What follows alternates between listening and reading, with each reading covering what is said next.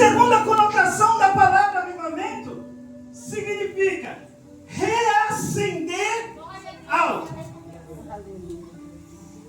Olha bem o que eu falei. Não é acender, é reacender algo. É como se você tivesse uma fogueira, acendesse ela ali e ela ali apagasse. E quando ela apagasse, o que você vai fazer? Tem que acender novamente. Então, como nós falamos numa conferência do avivalista, o que esse avivalista quer fazer com nós aqui hoje? Está fazendo. Ele está o quê? Despertando a sua igreja. Aleluia! E não apenas despertando a igreja, ele está o quê? Reacendendo a chama nos nossos corações. Aleluia, Jesus. Aleluia. Teu nome, Pai. E eu quero pregar nessa noite sobre o tema: despertando para acender a chama. Aleluia! Para sermos chamados para fora. Despertando para reacender a chama, para que nós possamos ser chamados para fora. Então essa questão de despertar e reacender a chama, isso se passou pelos os apóstolos. Não tem como não falar dos apóstolos. É bem verdade, se nós pegarmos o Paulo na primeira carta aos Coríntios, capítulo de número 15, versículo de número 6, ele vai dizer que mais de 500 pessoas viram a ressurreição de Cristo. Isso então quer dizer duas coisas: que Jesus tinha apóstolos e tinha discípulos. Aleluia! Apóstolos, discípulos tinham vários, mais ou menos mais do que 500, Paulo vai dizer, mas apóstolos tinham 12.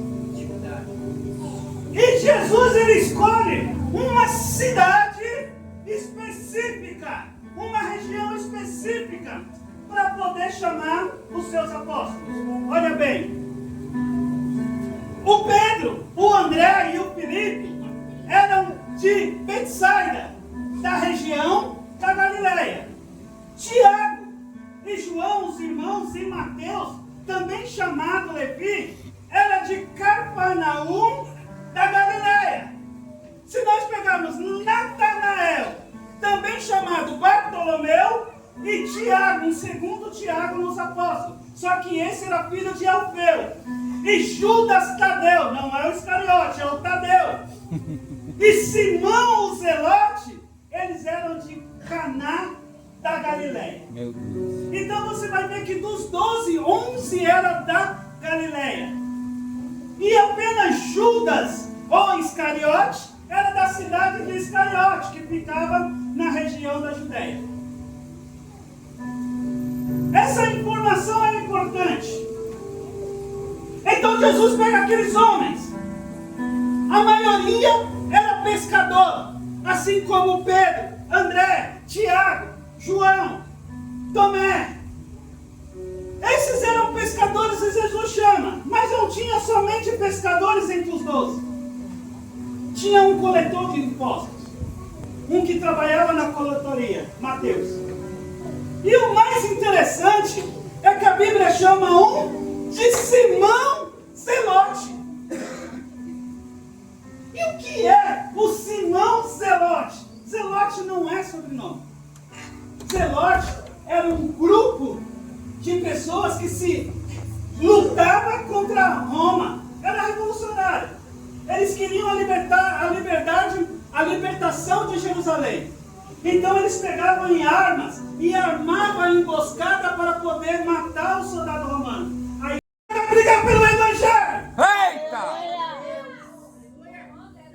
Vai parar de se revoltar com as coisas de lá e vai querer pregar o céu. Meu Deus. Então você vê que tinha pessoas de todos os... Entre os 12 tinha pessoas de todos os tipos que Jesus seguiu. Aqueles homens viram Jesus curar paloma. Aqueles homens viram Jesus transformar água em pão. aqueles homens viram a multidão o aplaudir. Mas só que quando nós caminhamos com Jesus, Jesus ele é assim, ó. Vocês viram muito eu fazer coisas, né, pastor Mazinho? Vocês viram? Aí Jesus chega e fala assim, ó, vocês estão vendo muito eu fazer. Agora eu vou dizer para vocês. Aí chamou 70 discípulos e falou, vai em meu nome e prega por aí. Jesus não quer só que você vê, mas Jesus também quer que você faça. Aleluia! Ele quer que você faça. É Deus. E o legal é que eles, quando voltaram, eles chegaram e falaram, Senhor, em seu nome eu curei, você todas as vezes eu estou assim. Isso é muito bom, mas toma cuidado com o orgulho. Eu quero que você faça, mas se preocupa com o seu nome. Aleluia. Aqueles homens andaram aproximadamente 3 anos e meio com o mestre. De 3 a 3 anos e meio. Fazendo a obra. Vendo o povo fazer a obra. Mas, quando chegou o momento, Jesus deixou bem claro para aqueles discípulos que ele iria morrer em prol da humanidade. Então era para aquele povo estar preparado. Era para aquele povo, porque Jesus não deixa ninguém como enganado. Jesus não engana ninguém. Jesus deixou bem claro. Na ceia, quando ele pega o pão, ele parte o pão e diz isso aqui, ó. Isso aqui é o quê? É o meu corpo que é partido por... Isso aqui é o quê? É o meu cálice. Meu sangue. O que Jesus está falando dali? Jesus está falando da sua morte. E quando isso acontece, quando Jesus morre, há algo nos apóstolos. Alguns vão voltar a pescar. Meu Deus! Outros vão para a cidade de Emaús. E para você ver o sentimento dos apóstolos em relação à morte de Jesus, é só ver aqueles 2 jovens indo para a cidade de Emaús. E eles estão andando, Jesus aparece atrás dele, e eles vão conversando a respeito sobre a morte de Jesus, e é um texto que ele diz assim, ó, nós achávamos que ele iria ser o Redentor. É bem verdade, olha, eu vou falar deles. É bem verdade que algumas mulheres dizem que viu Jesus.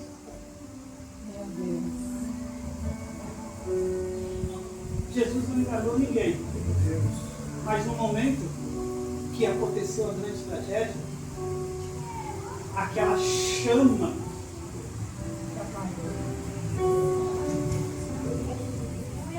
Eita Deus! aquele movimento que os discípulos fez, o que eles fizeram?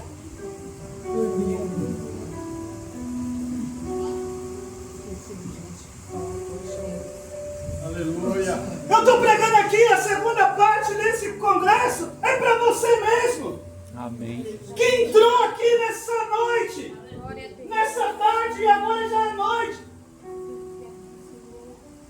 E você viu tudo que o Senhor tem feito através dos louvores, através das ministrações aqui. Eita Deus!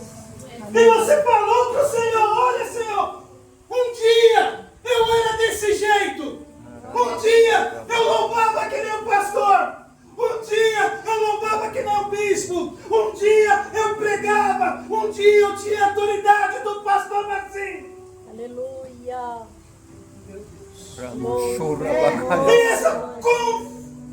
E essa conferência está fazendo você pensar agora nesse momento. Eu já senti o seu espírito. Aleluia! Mas algo aconteceu no seu ministério que a chama se apagou. Aleluia, Deus. Algo aconteceu no seu ministério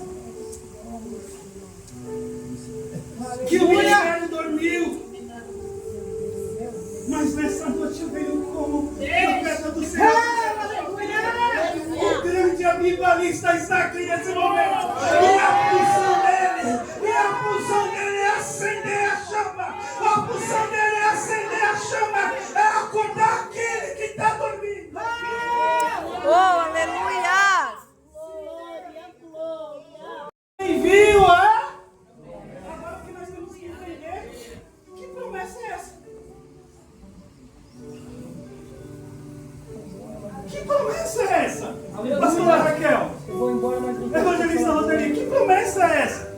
Que Jesus está dizendo, olha, havia uma promessa lá atrás. Aleluia! Você só esmoreceu porque você esqueceu da promessa. Aleluia. A chama só se apagou porque você se esqueceu da promessa. Mas eu estou aqui hoje para dizer, eu estou enviando a promessa. Aleluia! Oh! Precisa ser difícil para mim, nós sabemos que a promessa é o Espírito Santo. Quero aqui enrolar, quero pregar. Aleluia! Quando eu falo do Espírito Santo, nós vemos que o Espírito Santo atua desde Gênesis.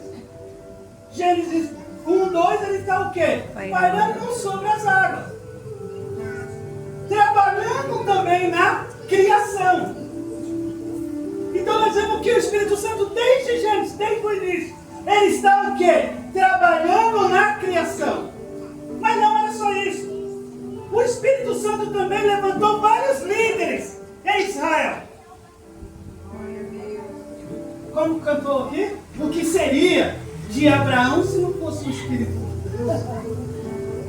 O que seria de Isaac e Jacó se não fosse o Espírito Santo de Deus? Seria de Josué se não fosse o Espírito Santo de Deus? Aleluia. Mas o Espírito Santo não só estava na criação, fazendo parte ali, criando, como também levantando líder, como o Espírito Santo levantou também juízes. Quem não se lembra de Sansão, Gideão, Jefté, Deus, Débora, eita Deus. Mas o Espírito Santo não apenas trabalhou na criação, como levantou líderes e juízes. O Espírito Santo inspirou profetas. Aleluia. Muitas vezes homens firmes, com uma palavra de Deus na boca. Isaías, Jeremias, Ezequiel, Daniel, Malaquias, Zacarias, Ageu. E uma coisa que é interessante, que a gente vê a obra do Espírito Santo, quando o povo estava no Egito, o que o povo era o quê? Escravo. Só sabia fazer trabalho. Aí Deus pega, bicho, tira eles do Egito, da escravidão, e coloca eles para andar no deserto. Aí Deus falou assim, ó, eu vou dar a coordenada do culto que vocês têm que fazer. Vocês vão criar uma tenda, um tabernáculo, e nesse tabernáculo vai precisar de marceneiro, pessoas que costuram para fazer, porque era uma tenda, uma cabana gigante, então precisava de pessoas, origem, pessoas que trabalhavam com ouro. Você já parou para pensar, meu pastor Moisés? Deus, preciso de marceneiro, preciso de alguém que trabalha com ouro, preciso de alguém que trabalha de costura, mas todos nós estávamos na escravidão, mas não fazia isso não. Aí o grande avivalista, o Espírito Santo falou assim, deixa aí. Aleluia! E capacita. Aleluia! Isso parece eu e você. Antes de entrar nos caminhos do Senhor, entramos na igreja no caminho do Senhor, aí nós vemos essa estrutura aqui, nós falamos, Senhor, eu não sei fazer nada, eu vou ficar aqui no meu cantinho, caladinho, não fazer nada. Aí o Espírito Santo falou assim, não tem problema, se você não sabe, eu capacito,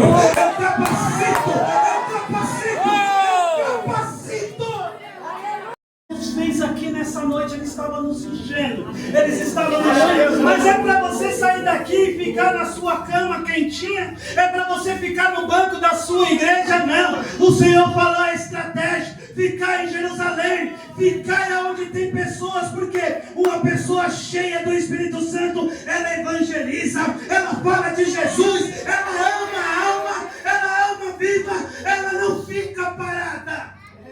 Aleluia. Aleluia, Pai.